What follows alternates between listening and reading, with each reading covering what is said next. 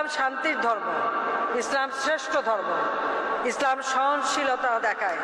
সেই জন্য আমরা আমাদের ধর্ম পালন করব, কিন্তু অন্যজন ধর্মীয় যারা তারাও যেন নিজ নিজ ধর্ম যথাযথভাবে পালন করতে পারে। কেউ যদি কোনো অন্যায় করে সেটা তো আল্লাহ রাব্বুল আলামিনই বিচার করবেন। আমরা তো বিচার করবার অধিকার আমাদের নেই। আমরা কাউকে বলতে পারি না কে মুসলমান কে মুসলমান না, কে অন্য ধর্মী কে ধর্মী না। এটা একমাত্র আল্লাহ রাব্বুল আলামিন, তিনি বিচার করবেন, তিনি সব বিচারের শেষ। কাজে আমাদের তার উপর ভরসা রাখতে হবে, তার উপরই আমরা সব রকম দায়িত্ব দেব। কারণ আল্লাহ আমাদের সৃষ্টি করেছেন, আল্লাহর হুকুম ছাড়া গাছের পাতাটাও নড়ে না, আমরা সেই বিশ্বাস করি। সেই জন্য যার যার ধর্ম সে পালন করবে, এই পরিবেশটাই আমরা রক্ষা করতে চাই।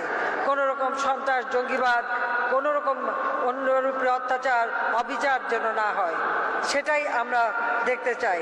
কারণ ইসলাম শান্তি, সম্প্রীতি ও মানবতার ধর্ম। ইসলামের যে সম্প্রীতি এবং মানবতা বোধ, এটাই আমাদের সবথেকে বড় মূল্যবান সম্পদ। আমাদের নবী করিম সাল্লাল্লাহু আলাইহি ওয়াসাল্লাম আমাদের সেই শিক্ষা দিয়েছেন। নিরীহ মানুষকে হত্যা করা, তাদের উপর অত্যাচার করা, এটা আমাদের দেশে যত না হয় আমি আপনাদের সহযোগিতা চাই।